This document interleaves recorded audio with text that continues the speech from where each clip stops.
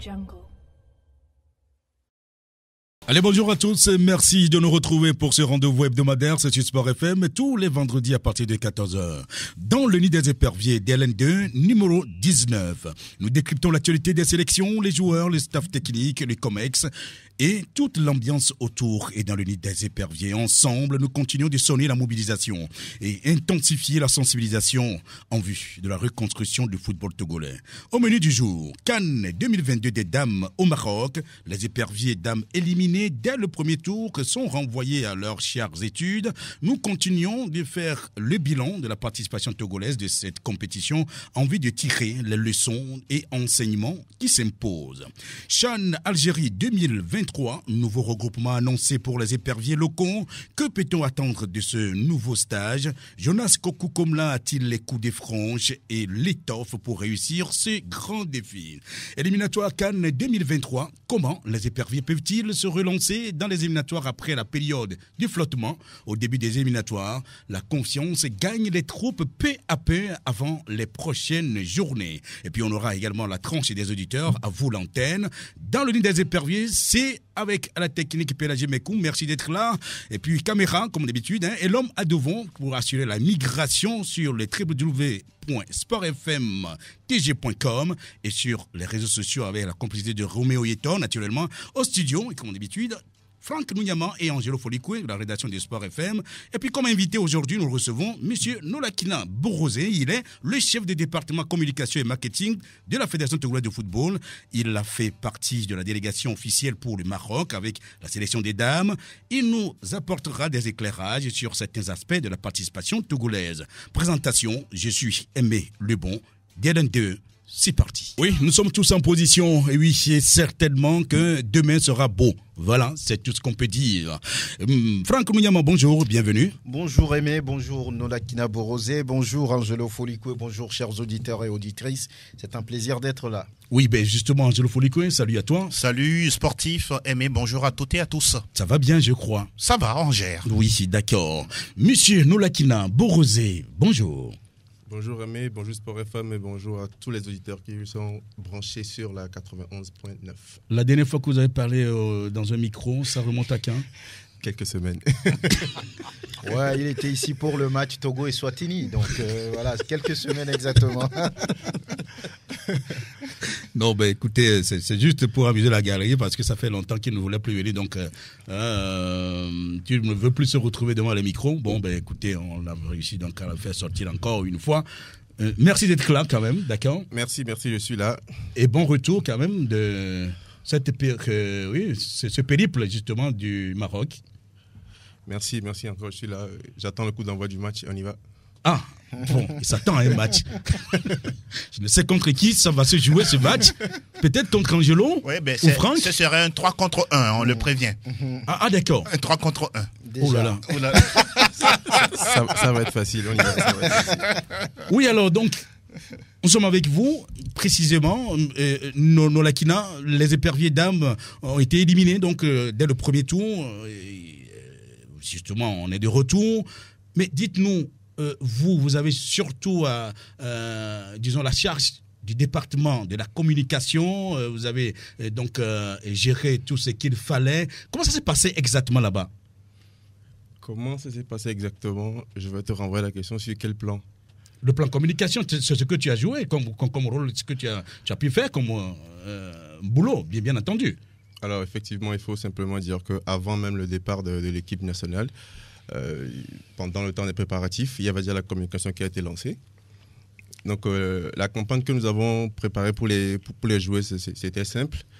D'abord, il fallait les regrouper pour faire un shooting comme il le faut, préparer une photo officielle de l'équipe, parce qu'on a besoin de contenu pour animer toutes nos pages, tous nos comptes sociaux d'abord, et ainsi que le site internet de la Fédération togolaise de football, c'est important. Donc il fallait aussi préparer tout ce qui est contenu graphique, que ce soit pour les avant-matchs, pendant les matchs ou après-matchs. Donc effectivement, on a suivi les filles, les joueuses avant le départ sur Maroc, qui avait déjà un match amical ici contre l'équipe championne du Ghana. On a suivi ce match également. Maintenant, le premier match amical officiel qui prépare la campagne, c'était contre Botswana, exactement. Donc, c'était au Maroc. Voilà, au Maroc. C'est à cette période que nous avons vraiment lancé la campagne digitale à nous de jouer. Parce que voilà, c'était, on l'a tous reconnu, c'était voilà, une qualification historique. Donc, il fallait une motivation derrière pour que voilà, l'équipe nationale, le staff et les joueurs se prennent conscience de la chose. Donc, la campagne, c'était à nous de jouer. Parce que voilà, on est qualifié pour la CAN. Maintenant, il faut montrer voilà, au continent ou à tout le monde que voilà, nous sommes là pour jouer. Donc, c'était la mission que voilà, le département de communication a confiée un peu à l'équipe nationale. Donc, à nous de jouer. Donc, il fallait jouer. Donc, rentrer dans la compétition, débarquer voilà, à Casa. Il fallait d'abord continuer à s'entraîner. C'était important avant les premiers matchs. Ensuite, faire la reconnaissance de terrain, les conférences de presse comme la tradition le demande. Donc, je pense que cette étape aussi, voilà, c'est une étape que les joueuses ont découvert, même si d'un côté, dans leur club, elles font peut-être le jeu souvent, mais quand vous êtes une phase finale de CAN, il y a plus de pression, il y a plus de, voilà, il y a tout ce qui entoure. Donc, il fallait aussi s'exercer pour réussir cette expérience-là. Je crois que beaucoup de joueuses ont participé. Nathalie, Wolikou Mafi aussi était en conférence de presse. Il y a Gas ici qui était là avec la sélection. Donc tout ça, ça fait partie bien de l'expérience que ces joueuses ont pu voilà, acquérir pendant le parcours. Maintenant sur le terrain, c'est un autre aspect. Comme je le disais tout à l'heure en off, nous on travaille derrière, mais sur le terrain, c'est plus le rôle des joueuses. Donc on a vu 3 matchs intéressants. 3 matchs pendant lesquels voilà, elles ont donné ce qu'elles ont pu. Derrière, nous on a commencé toujours aussi. La campagne, c'était à nous de jouer. Est-ce qu'on a joué? On a joué, c'est ce que j'ai dit, on a joué. Elles ont joué. Elles ont joué. Si elles n'avaient pas joué, on n'aurait peut-être même pas commencé les matchs. Mais elles ont joué. Premier match contre la Tunisie. Il fallait être sur le terrain. Ouais, il fallait être sur le terrain. Parce que sur le terrain, il faut jouer, au fait. Même si derrière tout ce qui est média aussi, il faut jouer. Parce que voilà, c'est la communication qui fait jouer. Donc, elles ont joué, mais elles n'ont pas juste réussi peut-être à atteindre les objectifs qui étaient fixés au sein du groupe. Parce qu'elles voulaient voilà, notamment aller en demi-finale et puis profiter pour une qualif au niveau de la Coupe du Monde. Donc la campagne à nous de jouer, je pense qu'elle va revenir. C'est lancé. Maintenant, il faut juste suivre ces joueuses de près pour voir réellement comment, on va dire, étoffer l'équipe pour les prochaines séances. En tout cas, on sait que le bilan, bien sûr, 2 défaites, 1 match nul, 9 buts encaissés, 3 marqués. Pour vous, c'est comment? Pour moi, c'est comment. Bon, les chiffres démontrent que voilà, ça ne montre pas que c'est un bilan, on va dire, très satisfaisant. Parce qu'avant le départ, personnellement, moi, je me disais, il faut aller jouer, mais ce qu'il faut éviter, c'est d'encaisser beaucoup de buts, en fait. Parce qu'on sait que souvent, dans les matchs au niveau du football féminin, il y a des scores toujours très larges. Mais en même temps, il fallait tout faire pour ne pas tomber dans les catégories d'équipes qui prennent voilà, les scores largement. C'est ce que je craignais le plus personnellement. Un panier, voilà, comme on le dit. Maintenant, après, premier match contre la Tunisie, on encaisse très tôt. Ça a commencé à donner des frayeurs. On se disait, waouh, est-ce qu'on va être cette équipe-là qui va voilà, ramasser des buts et juste partir comme ça? Mais après, je pense qu'elles se sont installées dans le jeu, même s'il y a 4-1 à l'arrivée. Ce n'est pas vraiment ce qu'on est venu chercher. Deuxième match contre le Cameroun. C'est vrai qu'il y avait trop de pression derrière ce match. On voyait tous le Cameroun comme voilà, l'orgue du groupe. Donc, il fallait tout donner pour ne pas voilà, être ridicule sur ce match. Et ça reste le match, on va dire, le match type. Référence. Le match référence de l'équipe. Elles ont tout donné dans ce match. Il y avait même possibilité de gagner ce match. Parce qu'il y a eu beaucoup d'occasions en fin de première partie qu'on pouvait voilà, exploiter rapidement et puis prendre l'avantage. Donc, c'est aussi ça les petits regrets. Maintenant, troisième match contre la Zambie, c'est là vraiment qu'on a découvert que voilà, on était à une CAN, en fait. Ça allait très vite. Moi, je disais même, ces Zambiennes, même si j'étais sur le terrain, ça va être compliqué pour moi. On voit des joueuses qui courent. En termes d'accélération, c'était vraiment vite. Maintenant, on sait que voilà, pour nos joueuses, elles ont tout donné pendant le match de Cameroun. Ça a pesé. Bon, c'est aussi des côtés techniques qu'il faut peut-être corriger plus tard. Donc, pour le moment, c'est un peu ça. Maintenant, globalement, 3 matchs, beaucoup de buts encaissés. On a eu des difficultés à marquer. Ça aussi, il faut le noter. Parce que voilà, on a eu quoi, deux pénaltys et puis voilà, un coup franc anodin terminé par Wolikou. Donc, c'est les occasions, mais les occasions sur lesquelles on pouvait réellement marquer, on n'a pas pu. Donc, il y a aussi un problème d'efficacité qu'il faut souligner. Donc, pour moi, bon, la campagne, c'était à nous de jouer. Elles ont joué. Maintenant, moi, je peux simplement dire que c'est un parcours assez satisfaisant. Ah, d'accord. Pour arriver à cette conclusion, le Togo a limité les dégâts. C'est ça? Le Togo a limité les dégâts, exactement. Personnellement, comme je disais, moi, je voulais juste qu'on évite des paniers. Parce que pour un début, les scores, ça marque les joueurs, les joueuses. Quand vous n'êtes pas à un niveau de maturité, on va dire, habitué à des grandes compétitions, les scores, c'est souvent « waouh, on a pris ça » et puis bon, on n'arrive pas à oublier. Mais donc, vous étiez avec les joueuses, vous étiez avec l'équipe. Est-ce que vous n'avez pas constaté qu'on a trop focalisé tout sur le match du Cameroun? C'est tout le pays, hein? Tout le Togo. Non. Même vous, je suppose. Non. Ouais, c'est vrai qu'on était avec l'équipe, mais il faut avouer que... Déjà, la sélectionneur depuis ici à Lomé, toutes ces interviews, c'est que, bon, ok, on va jouer contre le Cameroun, on se prépare bien pour jouer comme si on allait simplement jouer contre le Cameroun et revenir. Oui, évidemment, parce que comme je disais, le Cameroun reste au niveau du football féminin, voilà, une équipe qui participe. Finalement, on a bien joué contre le Cameroun et, voilà. et donc, contre les autres équipes qui devaient être... Justement, c'est malheureusement ou heureusement, c'est aussi ça le football des fois. C'est-à-dire, après, il faut juste se concentrer sur le match quand on donne le coup de sifflet. C'est ça qui est important. C'est vrai que derrière, quand on voit le nom d'une équipe, on voit son palmarès, son histoire, tout ça, ça peut nous stresser, ça peut nous donner des frissons. Mais après, moi, j'ai toujours l'habitude de dire, un match de football, son score n'est pas basé sur le nom de l'équipe, son histoire ou bien tout, peut-être l'argent qu'ils ont, mais c'est sur la forme des joueurs actuels. Donc, il faut se concentrer sur les joueuses, les joueurs que vous avez, pour voir réellement si vous pouvez rivaliser, c'est tout. Maintenant, après, les sélectionneurs sont dans leur jeu aussi. Il ne faut pas vouloir, essayer de provoquer l'adversaire ou minimiser le palmarès de l'adversaire. Donc, je pense que pour la sélection, elle était dans son rôle de réellement être confiante que voilà, il faut se préparer non seulement pour la CAN, mais il faut se préparer à jouer contre le Cameroun parce que voilà, le Cameroun reste vraiment cette équipe-là qu'il fallait affronter. Nola, est-ce que vous êtes satisfait de votre travail là-bas, enfin, depuis le début jusqu'à la fin, travail de patron de la communication, de la fédération? Bien évidemment, il faut juste dire que ce n'est pas un travail que je fais tout seul. J'ai des collaborateurs, parce que notamment au niveau vous êtes le patron. C'est pour ça que au niveau même si on est patron, le patron ne fait jamais rien seul. Le chef, alors assume. Oui, alors vas-y. Un chef ne fait jamais rien seul. Donc, comme je disais, au niveau du département, on travaille avec des collaborateurs. Il y a des responsables au niveau de la communication graphique. Il y a un responsable au niveau de tout ce qui est production multimédia. Et puis, il y a un responsable au niveau des relations médias. Donc, c'est toute une équipe qui travaille. Donc, aujourd'hui, satisfait, oui, parce qu'on fait toujours l'essentiel. On met toujours un plus pour que voilà, tout ce qui ne se faisait pas avant se fasse maintenant. Et surtout au niveau des équipes nationales, parce qu'il y a plusieurs catégories. Il faut essayer de varier un peu la communication que vous apportez. Donc, c'est essentiellement, vous allez voir que à chaque communication, surtout, on est dans une ère aujourd'hui qui est plutôt digitale. Donc, on essaie de concentrer un peu nos graphiques sur des modèles pour fidéliser un peu les gens.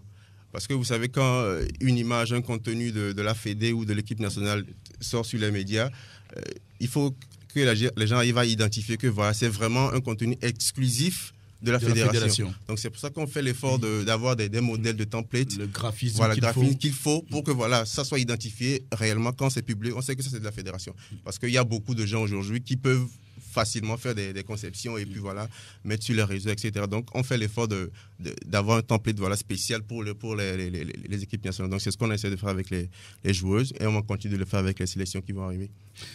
Bien, merci beaucoup pour cet aspect. C'est vrai, pour ce qui est de la communication digitale, je crois que, oui, félicitations. On pourra peut-être revenir sur d'autres aspects donc, de cette communication. Angelo, oui. Voilà, on a écouté Nola par rapport à ce qu'il a pu gérer donc, au niveau du Maroc.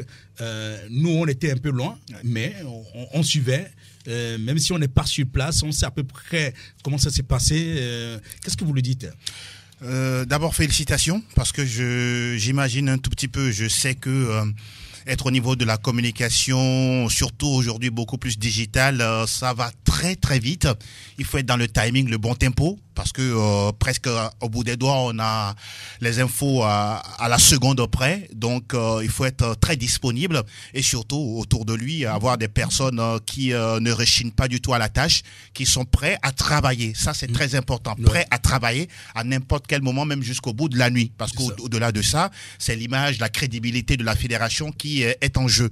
Au-delà de ça, là où je n'ai pas peut-être trop senti le pôle com, c'est au niveau des affichages dans la grande ville, c'est-à-dire dans la ville, les grandes surfaces où j'aurais aimé qu'il y ait quand même des affiches assez parlantes, assez communicantes pour amener le public à être beaucoup plus derrière cette sélection. C'est vrai, nous, radio, presse en ligne et tous les autres médias, on a fait le job comme il faut, mais pour les citoyens lambda, des fois, il faut peut-être demander à Kofi ou à Kodjo, qu'est-ce qui se passe, c'est quel match vous regardez ? Sans savoir que c'est la sélection nationale féminine qui est en compétition. Donc à ce niveau-là, je pense que pour les prochaines années, il faut arriver, en tout cas pour moi, dans 2 ans, parce que la CAN, ça va revenir très bientôt, dans 2 ans qu'on arrive toujours à améliorer cet aspect. Dernière chose, c'est concernant la communication des filles. J'ai vu certaines qui étaient, je peux dire, à l'aise lors des séquences d'interviews. Il y en a, sincèrement parlant, nous qui allons sur le terrain, vous êtes obligés de les relancer plus d'une fois pour avoir un bon contenu par rapport à la question que vous avez posée. Donc, je le dis et je le répète, c'est vrai. Il faut qu'il y ait un coaching. Exactement. Elles toutes n'ont pas forcément le même background, le même niveau d'instruction, d'éducation. Toutefois, à ce niveau-là, je ne sais pas si ça leur revient ou soit c'est une autre cellule qui doit s'en occuper. Il faut que les filles, presque toutes, arrivent à être devant les médias sans complexe, sans pression, sans être trop émues, à pouvoir rendre ce qu'elles sont en train de penser, de ce qu'elles sont en train de vivre au niveau de la sélection. Franck, par rapport au travail effectué par notre ami, notre cher ami, Nola. Oui, ça se ressent depuis un moment à la Fédération togolaise de football. Il y a quelques années derrière. Amélioration, nette amélioration depuis quelques années derrière. Oui. On avait du mal à avoir, on va dire, ces affiches, le calendrier, tout ce qui tourne autour de la... Comme quant aux compétitions, c'était compliqué. Je vais être sincère pour dire que depuis quelques moments maintenant, ça va vite, ça se fait bien. On a les affiches, on a tout ce qu'il faut presque pour pouvoir être voilà, dans le timing, dans ce qui se fait au niveau de la Fédération togolaise de football. C'est vraiment intéressant.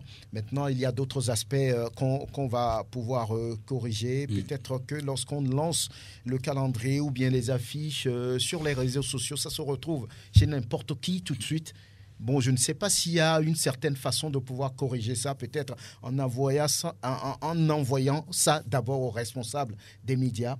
Et pour que, ça ne tombe pas dans les mains de n'importe qui, voilà, il faut aussi que les journalistes aient la primauté de ce qui se fait au niveau de la com. Et sur le dernier aspect touché par Angelo Folikoué, pour les conférences de presse, pour les séances d'entraînement, peut-être on peut amener les filles vers, ou bien les joueurs aussi, parce que là, il y a des joueurs également qui ont des difficultés à s'exprimer.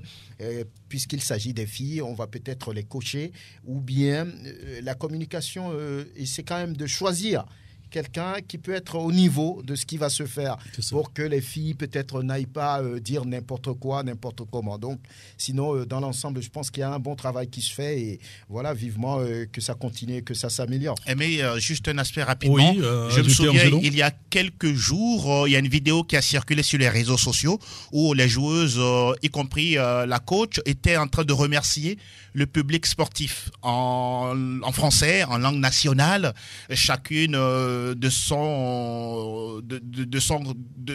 sa région, de son village d'origine, en langue vernaculaire. Et j'ai pris soin d'abord de voir la vidéo et en même temps j'ai pris attache avec un des responsables de la communication au niveau de la fédération.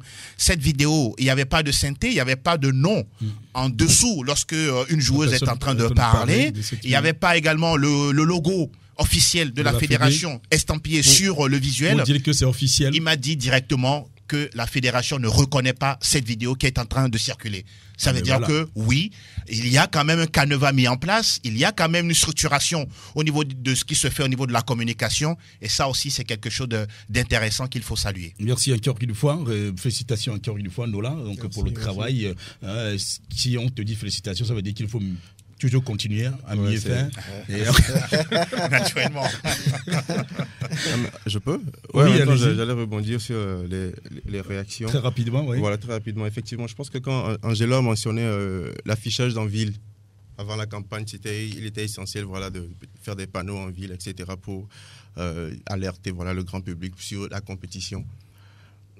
on avait opté pour les affichages LED, au fait. C'est-à-dire, au lieu de faire des panneaux fixes, c'était plus une orientation vers un partenaire pour ces affichages-là. Mais je pense qu'on l'a fait pour le match Togo-Eswatini. Là, on est en vraie négociation pour sceller un partenaire sur lequel, sur l'année maintenant. C'est ça. Tout ce qui est exactement comme ça, on ne va plus traîner sur, parce que c'est important, comme il a dit, que ce soit à chaque carrefour, c'est important que quelqu'un qui circule, il puisse reconnaître que il y a un événement auquel il peut participer. Donc c'est important ce rappel. Maintenant, pour tout ce qui est la façon d'exprimer des joueurs, des joueuses, je crois que ça c'est très important. On en parle régulièrement avec les chargés de communication des équipes nationales, c'est-à-dire les TMO comme on le dit, c'est-à-dire c'est un peu leur responsabilité. Donc, ils sont plus de près, coacher. Ils sont plus près des équipes que le département. Mais on travaille toujours en collaboration. L'idée, c'est qu'à chaque fois qu'il y a une conférence de presse ou une intervention, il faut savoir qui doit aller. Ouais. Souvent même discuter avec le sélectionneur, la sélectionneur pour voir est-ce que tel joueur. Donc il faut toujours faire des tests en amont mais ça se fait, mais il faut, comme on le dit, il faut continuer à travailler dessus parce qu'à un moment donné c'est bon de jouer, mais aussi il faut toujours s'exprimer aussi parce que ça va de pair en fait. Merci. On va continuer avec on va parler un peu de l'organisation et c'est surtout avec John Tisson, qui était du voyage du Maroc et qui dans une de nos émissions justement s'exprimait sur l'organisation. John Tisson, que je vous propose d'écouter. Il faut féliciter les joueuses par rapport à la prestation, par rapport à la qualité du groupe, par rapport à l'ambiance au sein du groupe. C'est quand même de jeunes joueurs. Qu'est-ce qui n'a pas marché? Moi, je dirais qu'il y a quand même ce facteur de psychologue. L'équipe a besoin de psychologues. Le psychologue n'a pas voyagé avec l'équipe. Mais en même temps, on a des personnes qui voyagent. Et personnellement, moi, je me demande pourquoi elles sont avec l'équipe. Qui ne font absolument rien, Franck. C'est 5 voire 6 personnes qui sont autour de l'équipe, qui sont de la délégation officielle. Donc, moi, je suis allé aux informations. Qu'est-ce que telle personne, qu'est-ce qu'elles font véritablement pour cette mission? On me dit non, je ne sais pas. Outre l'aspect technique sur le terrain, il y a beaucoup de choses qui se sont passées. Le 8, la veille du match contre la Zambie. Oui. On était à Casablanca et les éperviers d'âme étaient à Rabat. Voilà. Nous sommes des journalistes et on voulait être en conférence de presse pour envoyer les sons et les informations de dernière minute au Togo. Parce que c'est nous qui représentons quand même les médias au Maroc. Là-bas, oui. On nous a clairement dit, on vous revient. Au même moment, on envoie un message dans le groupe. Ceux qui veulent se promener au Maroc, venez rejoindre le bus à 9h pour connaître Casablanca. Voilà, donc quelques difficultés relevées par John Tisson, justement. Ils sont 9 journalistes à être au Maroc. Et sur les 9, il n'y a que 2 journalistes accrédités. Et 7 autres sont allés en villégiature, on va le dire ainsi, ou bien supporters, je ne sais plus trop. Mais je crois que c'est également une situation à revoir pour l'avenir parce qu'on ne peut pas continuer justement à faire, à faire un travail comme cela. C'est 9 journalistes qui sont présentés, qui sont allés au nom du Togo, naturellement, au nom de la presse togolaise. Il n'y a que 2 qui ont été accrédités. Franck. Mais c'est un peu dommage, c'est un peu déplorable parce que lorsqu'il y a ces genres de compétitions, la Confédération africaine de football ouvre, on va dire, la demande d'accréditation avant même le début de la compétition. Il faut tout faire pour être dans le Media Channel et puis répondre à tout ce qui est demandé par rapport à l'inscription pour finalement avoir les accréditations. Sur 9, avez-vous dit, il n'y a que 2 qui ont cette accréditation, ce qui veut dire que les 2 peuvent aller au stade, peuvent être dans les tribunes pour les commentaires, le reste ne peut pas, et c'est dommage. C'est très dommage, donc ça n'a rien à voir avec la Fédé ou bien avec le ministère. C'est vrai qu'à un moment donné, lorsque ils doivent faire le choix, ils doivent pouvoir vérifier est-ce que tel ou tel a son accréditation. Sinon, c'est comme on va en tourisme. C'est dommage pour nous, les journalistes. Il faut vraiment répondre à ces demandes, à ces critères, avant de vouloir faire quelques voyages que ce soit. Sinon, on considère que c'est le tourisme et c'est pas bien pour nous. En tout cas, c'est des supporters, je considère que ce sont des supporters plutôt de l'équipe nationale que des journalistes, parce que je ne peux pas être journaliste sur un lieu de reportage et sans accréditation. Et donc, qu'est-ce que je suis allé faire? La preuve, c'est qu'il y a justement, pendant que les uns veulent aller travailler, d'autres disent on va aller se promener en ville. Voilà à peu près cela. C'est quand même triste, hein. C'est plus que dommageable, d'autant plus que ces confrères-là, on les connaît très bien, ce sont des aînés dans la corporation.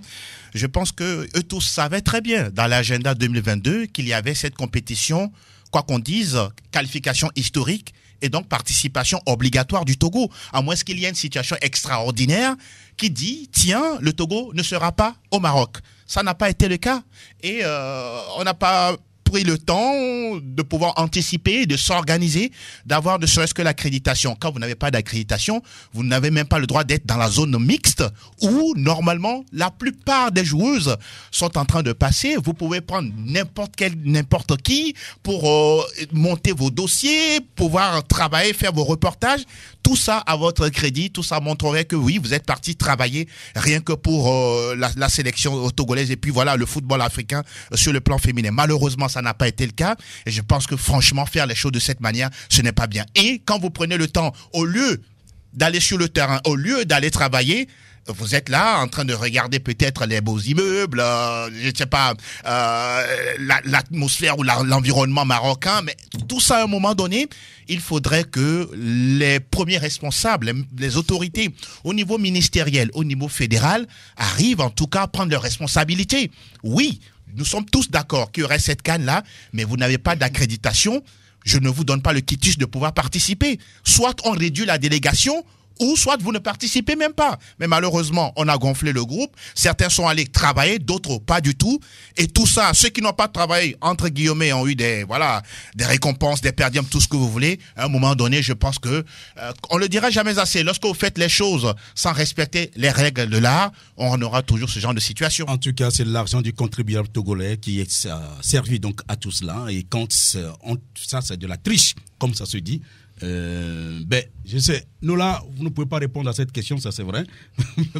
Mais bon, voilà, c'est une situation que nous avons vécue et ce n'est pas la première fois que ça se passe. Ce n'est pas seulement pour cette... Mais habituellement, c'est un peu ça depuis toujours. Eh bien, on y va à la CAN. Quand le Togo se qualifie, eh bien, on se retrouve toujours là avec des journalistes sans accréditation. Et ça, je crois qu'il faut commencer donc à dénoncer ces genres de choses et que ça ne se répète plus. Parce que moi-même, j'ai été témoin donc de cette situation pour avoir été donc à certaines CAN.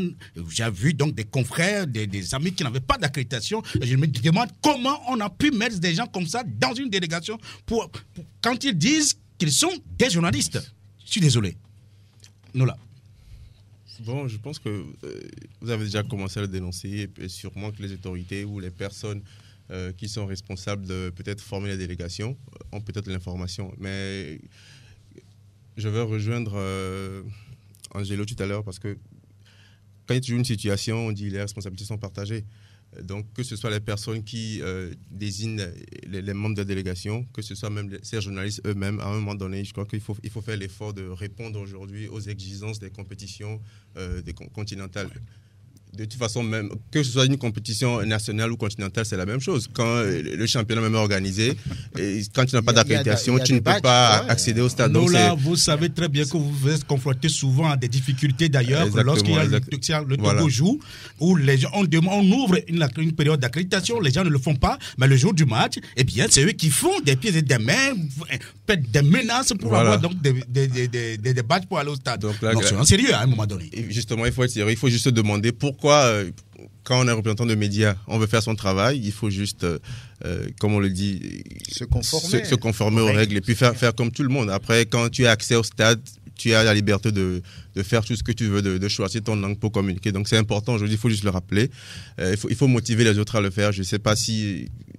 C'est compliqué de le faire. Je ne sais pas leur motivation, pourquoi ça ne se fait pas, mais à un moment donné, je pense qu'il faut aussi cette collaboration. Comme tu l'as dit tout à l'heure, nous, il y a toutes ces difficultés quand les demandes d'accréditation sont ouvertes. Il y a certaines personnes qui ont des difficultés parce que c'est numérique, c'est digital.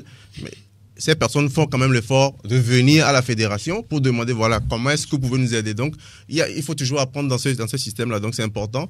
Si c'est peut-être le côté digital qui perturbe certains, on travaille toujours avec les collaborateurs. Donc, il faut demander, est-ce que tu peux m'aider à faire cette demande-là, c'est mieux, voilà. Et puis, je pense qu'après ça, on aura pu à faire ces débats où, voilà, il faut notamment soulever que, voilà, des personnes vont en mission, mais pas pour travailler, mais pas juste pour entrer le tourisme. Merci également pour cet aspect. On va écouter maintenant Kaito Meti, disons, la sélectionneur de l'équipe nationale, qui parle plutôt de certaines difficultés auxquelles l'équipe serait confrontée. Quand nous sommes venus faire la reconnaissance du terrain, on a beaucoup parlé.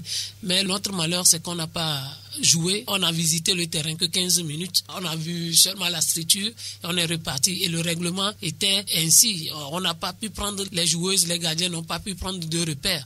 Donc, ça a aussi joué. Et je me dis que le nom Tunisie aussi, mes filles, ça a sonné mal. C'est après que j'ai découvert ça, que les filles jouaient une première fois avec des adversaires de peau blanche était aussi un élément. Et c'est pratiquement à la fin dans les discussions qu'on a eu ces éléments-là. C'est des choses, il y a eu beaucoup de facteurs, mais c'est une compétition, on ne peut rien. C'est déjà arrivé en Côte d'Ivoire où il faut comprendre les filles. J'ai eu l'expérience de la Côte d'Ivoire où on a fait un premier match 8-0, je pense, contre une équipe qui n'était pas aussi forte que nous. Et après, j'ai compris que le voyage, c'est la première fois où les filles prenaient l'avion. Il y avait tout un tas d'éléments qui étaient en tout. On a essayé de faire le travail pour qu'elles puissent revenir à elles-mêmes et continuer les matchs. Oui, c'est Kaito Meti, véritablement un problème de communication, on dirait, justement par rapport à cela, parce que là, il faut que des problèmes comme cela, je me dis, alors là, Angelo? Oui, vous avez sorti le mot. La communication n'était pas huilée. C'est comme si à un moment donné, tout à l'heure, Nola disait à ce genre d'exercice, le travail doit se faire en amont. C'est-à-dire, elle savait très bien qu'elle serait invitée sur un plateau de sport. Et donc, sûrement, il y a des questions qui vont sortir. Mais bon, apparemment, elle a voulu tout déballer sur la place publique. Sincèrement, je me dis, oui, elle a dérapé à ce niveau. Je suis d'accord que ces paramètres soient bien évidents. Jouer contre une sélection, entre guillemets, avec des joueuses de couleur, des infrastructures assez impressionnantes, le public qui est là derrière. D'abord, le climat aussi. Tout ça, ce sont des paramètres bien réels. Mais à le sortir et à mettre ça au crédit de la performance plus ou moins aboutie des joueuses, je ne suis pas du tout partante. Je suis pas du tout partant avec cette façon de faire. Il va falloir corriger tout ça pour les prochaines fois. Franck? Oui, c'est difficile, compliqué d'entendre ça. C'était il y a une semaine autour de cette table que la sélectionneur Kaito Meti a évoqué cet aspect de la chose, accompagné de sa capitaine Nathalie Badaté, qui a confirmé également que c'était réel. Yovo, bonsoir, ça va bien, merci à Inyang Balea. Donc, je pense que c'était compliqué. La première, c'est vrai que chacun a sa première, voilà, mais je me dis que dans son équipe, il y a ma fille qui joue en France, il y a Nathalie Badaté qui joue en France, à Tarascon, Gastalia qui joue à Auxerre, il y en a qui jouent en Turquie, qui joue au Maroc, voilà, et qui connaît bien la zone maghrébine de l'Afrique. Mais dire que oui, les vieux les vont à l'eau, les football, c'est un peu dommage. Ce qui veut dire que si c'est le cas réellement, on doit pouvoir toucher ce point de psychologue dans une équipe nationale. Malheureusement, c'est de ça que parlait John Tissot tout à l'heure. Que malheureusement n'était pas du voyage. Ouais. C'était vraiment compliqué. Mais si les Tunisiennes ont vraiment, j'allais dire, je ne sais pas, passez-moi le mot, ont impressionné de la sorte les Togolaises, je me dis que... Alors c'est grave. Mais c'est très grave, on est encore très loin. Très loin. Et contre la Zambie, c'était quoi? Alors. C'est aussi 4-1, mais bon, la Zambie, c'est la peau noire. Fatigue. Donc, je pense qu'il y a d'autres raisons. qu'il faut sortir. Le Très fait bien. de prendre l'avion pour la première fois aussi, c'est pas vrai. Les filles ont pris l'avion avant d'aller au niveau de l'île Maurice, ou bien Ouais. c'est l'île Maurice. Même ils étaient à Abidjan, il y Voilà. a certains qui étaient à Abidjan. Voilà. Pour, Donc c'est compliqué, il fallait trouver d'autres raisons, mais là... vous voulez pas de Sao Tomé, Principe. Sao Tomé, Sao j'allais Tomé. dire. Voilà, donc Gabon. c'est difficile. C'est Mais difficile. écoutez, cet je crois que aspect, ouais. c'est des arguments un peu fallacieux. Bon, je ne veux pas aller loin là-dedans. Chéri Adjogblé également, confrère, qui a souligné certaines difficultés également liées à cela. C'est la même chose, donc, qu'il a dit. On va l'écouter. Comme l'entraîneur le disait, cette image-là, j'étais en train de suivre le match avec des amis et on a fait un gros plan sur Jean Calais et une Tunisienne. La défenseuse était derrière la Tunisienne et elle observait la Tunisienne de haut. J'ai tout de suite dit, quand elle parlait, j'ai souri, j'étais content que mon observation était pointue. Je disais à ceux qui étaient autour de nous que notre fille là, elle est en train d'observer la peau blanche parce que forcément, elle ne se disait pas en elle qu'elle pouvait un jour jouer contre une fille de peau blanche. Et c'est ce que la sélectionneur est en train de confirmer sur ce premier match-là. Donc si on avait fait ce stage-là au Maroc, on a joué contre des équipes marocaines et consorts, ça va déjà habituer les filles. Voilà, donc pour corroborer tout cela, donc on espère que on va pouvoir dépasser, disons, ces considérations caricaturales et bien sûr avoir, disons, la tête sur les épaules en place pour pouvoir mieux jouer nos matchs et que faire en sorte que les joueuses ne puissent pas justement avoir l'impression qu'elles sont en train de se faire impressionner par une peau blanche. On revient. Second sujet, le CHAN Alger 2023, le nouveau regroupement annoncé pour les éperviers locaux. Et justement, concernant ce regroupement annoncé, Franck, la question est de savoir qu'est-ce qu'on peut attendre de ce nouveau stage en fait. Oui, un stage, quand il est lancé, c'est pour donner l'occasion aux joueurs sélectionnés de pouvoir s'exprimer, de pouvoir travailler sur plusieurs aspects, les aspects techniques, physiques, voilà, et puis mettre en place des systèmes de jeu forcément avant d'aller affronter l'adversaire qui est annoncé, qui est cette fois-ci le Niger, qui va affronter le Togo entre le 26 et le 28 en aller-retour pour pouvoir avoir le biais du CHAN. Donc les stages, c'est toujours bien. Maintenant, qu'est-ce qu'on fait dedans ? On se souvient que la dernière fois, il y avait un stage où il y avait 2 matchs amicaux, ou 3, je me souviens pas, 2, contre une sélection militaire et puis un contre la SOTA. On était très content d'avoir marqué beaucoup de buts. Beaucoup de buts, voilà. Et on se disait que ça n'a rien à voir, qu'il faut vraiment oublier cet aspect de la chose parce que le Niger, ce ne sera pas cette sélection militaire. Ni la SOTA qui recommence à préparer la nouvelle saison. Donc je pense qu'il faut travailler, il faut prendre des joueurs qui ont envie de mouiller forcément le maillot. Tout de suite, je suis content de retrouver sur la liste Omedové parce qu'entre-temps, on ne l'avait plus vu. Je ne sais pas trop ce qu'il s'est passé. Donc voilà, c'est un joueur qui a beaucoup d'expérience et qui pourrait apporter. Donc il va falloir travailler. Jonas l'a dit, qu'il a l'intention de faire travailler des joueurs parce que le Niger lui-même, il a dit, quart de finaliste du dernier CHAN. Ça ne va pas être facile parce que c'est vraiment la sélection fanion presque de ce pays puisque beaucoup de joueurs évoluent dans le championnat là-bas. Une sélection des joueurs très athlétique, physique et déterminé toujours à aller de l'avant. Donc, ce ne sera pas de la promenade. Il va falloir être prêt avant le 26, donc du travail à faire. Oui, mais justement, le travail à faire, ce serait donc le travail de Jonas Kokou Komla. Vous en parliez à l'instant. On va l'écouter quand même sur le bilan, sur le premier stage. En rappel, donc, puisque plusieurs fois on l'avait déjà écouté, c'est bien ça. On va donc écouter Jonas Kokou par rapport à ce bilan du stage. Les 9 jours, comme je l'avais dit au début, c'est un stage qui a été beaucoup plus accentué sur l'endurance, la condition physique, la mise en forme, parce que les joueurs viennent de 3 semaines de repos. Donc il fallait faire une petite mise en forme des joueurs sur le plan physique. Mais on n'a pas oublié aussi quelques aspects technico-tactiques, sans oublier aussi le mental, parce qu'on a un match aller-retour à jouer. Donc mentalement, il faut qu'on soit très fort. Faire un résultat ici, aller faire un résultat à l'extérieur.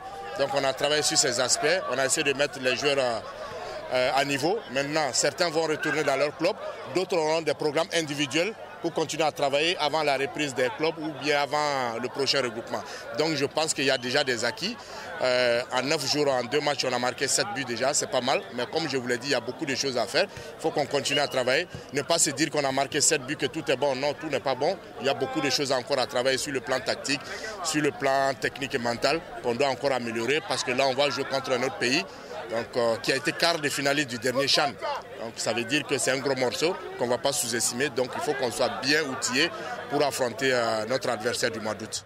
Jonas Kokou Komlan, c'est l'entraîneur ou le sélectionneur des éperviers locaux à l'instant, après, disons, le premier stage et un second qui s'annonce, je crois, Angelon, comme on l'a dit. Enfin, on attend beaucoup de choses de Jonas Kokou Komlan. Vous l'avez posé comme question. Qu'est-ce qu'il peut, en tout cas, apporter à cette sélection? Tout ce que le public sportif attend de lui, c'est la qualification pour le prochain CHAN. Il n'y a rien à dire. Il n'y a même pas à réfléchir de midi à 14h. Et lui-même... C'est un défi pour lui. Absolument. Et lui, non seulement pour lui, par rapport à tout son parcours, mais je pense également à ces joueurs-là. Quand on considère un peu la nomenclature de l'équipe du CHAN d'Abalo Dossé lors du dernier tournoi, il n'y a que 5 rescapés. 5 rescapés dans l'actuelle équipe qui a été appelée. Et donc, on pourra les citer, Sama Alimou, Djalilou Madjidje, Djari Ahoro, Akoro Bilali et puis Tchatakora Abdul Semiou. Au niveau des gardiens, tous les gardiens ont été remplacés. C'est-à-dire qu'il y a une concurrence qui est mise en place pour permettre à ce que celui-ci, en tout cas qui est meilleur dans le championnat, puisse prendre la place de l'autre. Et également, n'oublions pas, les joueurs qui sont arrivés aujourd'hui, j'estime simplement qu'ils sont ambitieux. Non seulement ambitieux, mais ils ont cette volonté-là, eux aussi, d'inscrire leur nom. Une détermination en eux. C'est très important, parce que n'oublions pas, la sélection nationale n'est jamais une fin en soi. C'est une question de travail, une question de recherche, de cohésion. Franck en parlait tout à l'heure. Et je pense que lorsqu'on a ces stages-là, ça permet d'avoir un volume intéressant de jeu pour ces joueurs. Parce que n'oublions pas, le match face au Niger, ce sera un aller-retour. On ne sait pas ce que l'adversaire est en train de préparer. On a parlé entre-temps d'un tournoi international à 4 qui s'est déroulé du côté de l'Algérie. Le Niger y était. Et aux dernières nouvelles, quand on est un peu allé aux informations, le Togo, ou soit le coach Jonas Kokou Komlan, a déposé sur la table de la fédération un planning avec 2 matchs amicaux. Un à Bamako au Mali justement contre le Mali, et puis un autre à Lomé peut-être contre la Côte d'Ivoire. Donc il attend de voir si tout ça va être validé, parce que là on a besoin de se mesurer à des équipes peut-être de même niveau, même plus, histoire d'avoir en tout cas des certitudes avant justement cette confrontation face au Niger, cette double confrontation. Nola, vous suivez donc cette équipe locale également, vous êtes à la fédération, nous avons la garantie que ça marche, c'est ça? Bon, l'équipe locale, c'est juste une image de notre championnat. Donc c'est important. Je pense que pour moi, mon focus, c'est sur cette équipe parce que à chaque fois qu'on a des sélectionneurs au niveau de l'équipe A, on voit qu'il y a plus une attirance sur les joueurs qui sont à l'étranger. Et on veut, à chaque fois, nous sommes là, se demander pourquoi on ne prend pas ces joueurs qui sont dans le championnat. Donc c'est toujours une opportunité de voir les joueurs locaux évoluer, s'exprimer et surtout... pour frapper, pour taper dans l'œil. C'est toujours bon de les voir travailler pour se qualifier pour des phases finales de CHAN, parce que justement, c'est le CHAN qui démontre réellement ce que vous faites au niveau local. Donc si cette équipe elle est bonne, facilement, il y aura beaucoup de joueurs qui vont s'exporter vers l'équipe nationale A. Mais en même temps, c'est toujours le travail. Il faut toujours travailler. Même si on vous convoque 10 fois, il faut montrer la raison pour laquelle vous êtes convoqué 10 fois. C'est souvent ça. Il a dit dans son intervention tout à l'heure qu'il y a des joueurs qui ont des programmes individuels. Ça aussi, c'est important.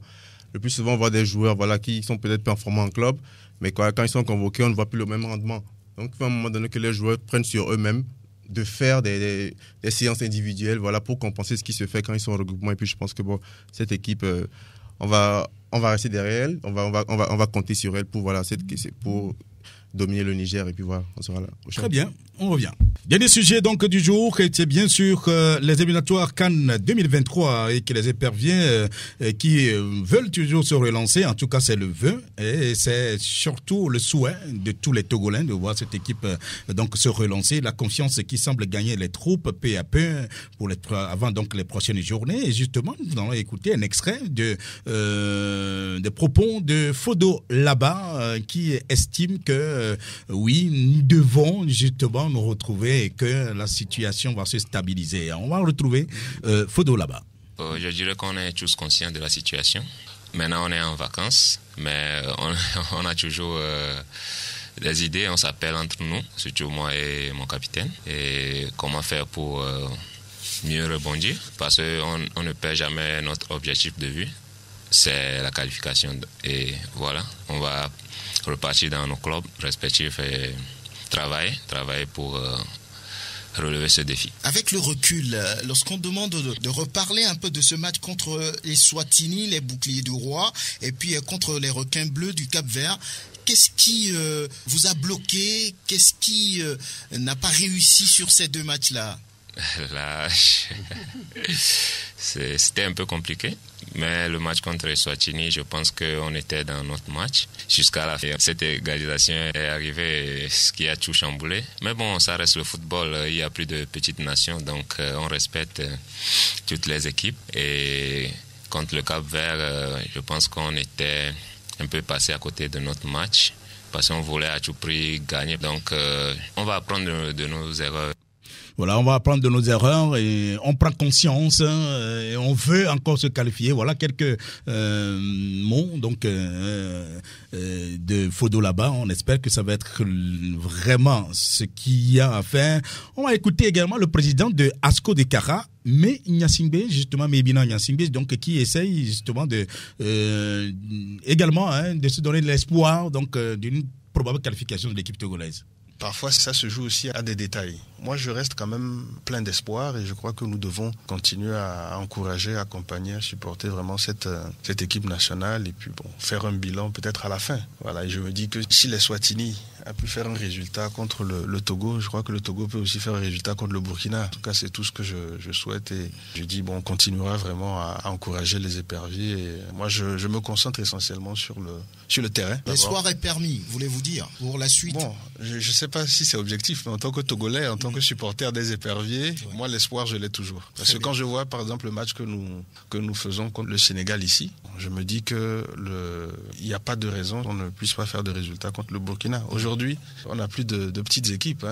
Donc, les niveaux sont nivellés. Voilà, donc après, je crois que c'est après au niveau de l'état d'esprit que ça se jouera. Alors, à vos yeux, est-ce que c'est une bonne chose chaque fois de penser aller chercher des binationaux? Vous l'avez dit, le championnat togolais regorge d'énormes talents. Est-ce qu'il ne faut pas plutôt travailler, avoir des talents sur le cru local? Moi, je pense qu'il ne faut pas forcément faire des choix, mais il faut justement allier ces deux volets. Voilà. Donc si on a ce qu'il faut, ici, on a parlé tout à l'heure de la base, c'est-à-dire les championnats scolaires, etc. Si on a ce qu'il faut ici, des joueurs de qualité, des joueurs de talent supérieurs au même poste à des binationaux, les règles du football sont simples, le meilleur joue. Voilà. Et puis ce sera aussi en fonction du projet du sélectionneur. Donc pour répondre à votre question, effectivement, il faut que ces deux volets-là, il faut d'abord que le football local puisse être soutenu et les meilleurs binationaux puissent être détectés. Voilà, donc, mais Nyasingbe à l'instant, président de ASCO de Kara, qui se nourrissait d'espoir de voir donc cette équipe togolaise se qualifier et qu'on a toute la raison de croire que l'équipe va se qualifier, en tout cas avant donc la tranche des auditeurs. Un petit commentaire, on commence par Angelo. Oui, sur l'espoir. Je salue son optimisme. Toutefois, quand il parle du match face au Sénégal, rappelons que le Sénégal était déjà qualifié, donc cette équipe n'avait pas forcément grand-chose à faire face au Togo. Donc voilà, point d'interrogation. Le deuxième aspect, c'est que sincèrement parlant, il y a un moment donné, il y a des joueurs qui sont des tricheurs. Je m'explique. Il y a des joueurs qui traînent... On va aller très vite maintenant. Oui, très très vite. Des joueurs qui traînent des blessures, mais qui les cachent au staff médical. Tout ceci pour être dans le choix... de la sélection des dames, on a eu vent, également. Justement. Oui, et tout ça pour être justement dans la liste des convoqués. Et puis derrière, si ça marche très bien, avoir les reliquats ou les émoluments. Je pense qu'à un moment donné, il faut arrêter ça. N'oublions pas que la sélection nationale, c'est une question de service public. Vous êtes payé sur l'argent du contribuable, à un moment donné, ayez quand même l'honnêteté, la loyauté de travailler dur et d'avoir de bons résultats pour ce public-là. Franck? Oui, l'espoir fait vivre, dit-on souvent. Oui. Je pense que Nyasingbe est un supporter des éperviers, on le comprend. Maintenant, si après 2 journées, on se retrouve dans une telle situation compliquée, 1 point sur 6 possible, et on commence par dire, oui, Netogo doit me dire, ça, c'est ce que nous appelons en bon français les calculs d'apothicaire. Voilà, c'est très compliqué. Je comprends. Il dit également que les meilleurs jouent. ça se résume là-bas. Sur les 2 derniers matchs, je ne pense pas que les meilleurs aient pu jouer. Et voilà, il a cité également le match contre le Sénégal dans les éliminatoires de Qatar 2022, ce qui veut dire que, oui, il fait référence à cette équipe qui a joué 4 matchs sans victoire, 2 nuls, 2 victoires, ce qui veut dire que quelque part, l'équipe a été déséquilibrée et qu'il faut revenir peut-être sur ce qu'on faisait entre-temps au lieu de vouloir que tout le monde joue dans cette sélection. Nola, peut-être un mot là-dessus, en 2 secondes. Oui, rapidement, je vais revenir sur ce que Fodo disait. Je pense que c'est toujours bon quand on entend des joueurs parler ainsi, parce qu'après tout, c'est eux les premiers acteurs. C'est eux qui prennent conscience. Donc ils prennent conscience, et maintenant au-delà de toujours discuter avec son capitaine, il faut réellement trouver des solutions. Même si ce n'est pas eux les sélectionneurs, je crois qu'ils sont ensemble depuis un moment déjà. Ils doivent quand même apporter, à un moment donné, quand ça ne va pas, ils doivent pouvoir prendre des décisions, faire ce qu'il faut sur le terrain. Parce que derrière, nous, on est là pour supporter, on est là pour les accompagner. Et il faut toujours y croire parce que on est Togolais, on ne peut jamais souhaiter que le Togo ne se qualifie pas. Merci. Les auditeurs peuvent appeler maintenant, c'est le 92 03 60 31 ou le 97 24 26 26. Je sais qu'ils vont réagir déjà. Le premier, bonjour. Bonjour, Rachid. C'est Rachid, comme d'habitude. Il est toujours le premier. Je salue tout le plateau. Oui, merci. Moi, ce que je veux dire, ce n'est pas pour se qualifier, dire qu'on est conscient de la situation dans la bouche. Il faut qu'on ait une mentale assez forte pour qu'on puisse avoir cette qualification. Mais actuellement, nos joueurs qui viennent en sélection, ils n'ont pas cette mentalité. Pour eux, quand ils viennent, ils sont logés. Ils ont déjà une prime de campement qu'on continue à dénoncer. Oui, de 500 000, mais il faudrait qu'on enlève ça pour qu'on les signe une prime d'objectif. La fédération, quand ils ne vont pas le faire, tout le temps, ça serait toujours les mêmes problèmes. Très bien. Franchement, si on pouvait amener ce prime de campement à nos filles, pour moi, ça me ferait cher, sincèrement. Merci. Rachid, merci. Non, de rien. Bonne émission. D'accord, merci. Un autre en ligne qu'on est en train d'avoir, 92 03 60 31 au 97 24 26 26, justement pour participer en direct à cette émission. Si vous avez encore la possibilité de le faire, c'est le moment ou jamais. Je rappelle que si tout va bien, vendredi prochain, nous pourrions avoir le secrétaire général de la Fédération togolaise de football, bien sûr, monsieur Tété Gagnon Hervé Agoudan. Voilà, il viendra nous parler de la nouvelle orientation donc de la Fédération togolaise de football en faveur du football féminin. Voilà, après cette expérience marocaine, qu'est-ce que la fédération pense justement du football féminin? Voilà, si tout va bien, on pourra l'avoir. Hervé Agouda, auditeur, bonjour. Bonjour. On vous appelle? Bonjour le plateau. Oui, bonjour, on vous appelle? Je m'appelle Aloumon Tadjou. Aloumon. Ouais. Tadjou, oui. Ouais, j'appelle du Adamavo. Ok, d'accord. Bon, je veux féliciter tous les plateaux. Merci. Tout ce que vous disiez, ça m'a intéressé, tout le peuple togolais. Et je voulais vous féliciter et vous continuer votre travail à bien bon. Oui, quelle est votre perception donc des équipes nationales? Bon, actuellement, moi, je souhaite, Dieu n'est qu'à nous donner la chance pour battre Burkina, match à leur retour, ou bien on fait quelque chose. Dieu n'est pas seulement togolais en fait. On sait. On souhaite que Dieu soit togolais pour ces matchs-là. Ouais, comme notre président Diascoa a déjà parlé. Ah oui? On ne peut pas décourager, on va faire fort. Très bien. Ouais. Tadjou, merci beaucoup. Merci à vous aussi. D'accord. Alors, il y a 92 03 60 31 97 24 26 26. Un autre en ligne, il est en train d'entrer. Bien, on essaye donc de le retrouver. Franck, on va commencer déjà à conclure avec vous. Oui, avec l'espoir de retrouver le sport togolais dans les meilleures conditions, surtout l'équipe nationale Fagnon. Oui, auditeur, bonjour. Oui, bonjour. On vous appelle? Pardon? Simfele. Simfele. Oui. Depuis Agoya, Simfele, oui. On vous écoute. Oui, salut. On vous écoute, oui.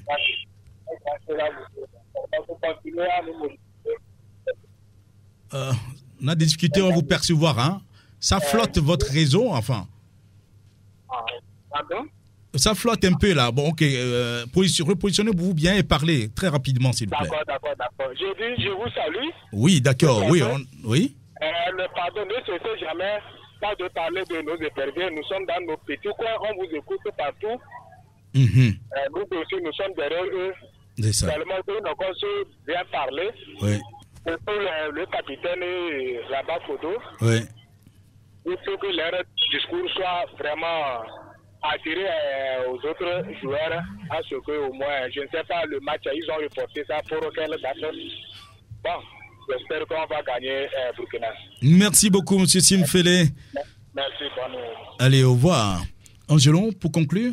Nous, on restera toujours dans la dynamique, de toujours rester derrière tout ce qui se fait de bien, et on ne cessera jamais de le dire. Si aussi les choses ne sont pas bien arrondies, les angles ne sont pas bien arrondis, on sera là toujours pour pouvoir dénoncer, pour recadrer tout ce qui doit être fait dans les règles de l'art. Les règles de l'art. Simplement. Monsieur Nola Borosé. Ouais, le slogan il est simple, c'est tous ensemble avec les éperviers, donc on est avec eux. Oui. Ouais, vivement que voilà, le mois de septembre soit ce mois, comme je disais à Franck à un moment, le mois des 6 points. Le mois des 6 points. Ouais. Sur la double confrontation. Oui, vous avez un courage indien. Courage togolais. Ça peut être togolais. Ouais. Merci Nola. Merci Sport FM, merci Monsieur Aimé, merci Franck, merci Angelo. Merci. Et puis on se dit au revoir, n'est-ce pas? On se dit à tantôt. Très bien. Alors donc, je le rappelle, si tout va bien, on pourra avoir le secrétaire général de la Fédération togolaise de football, il nous écoute, ça c'est sûr. Et donc, il n'a qu'à se préparer pour vendredi prochain.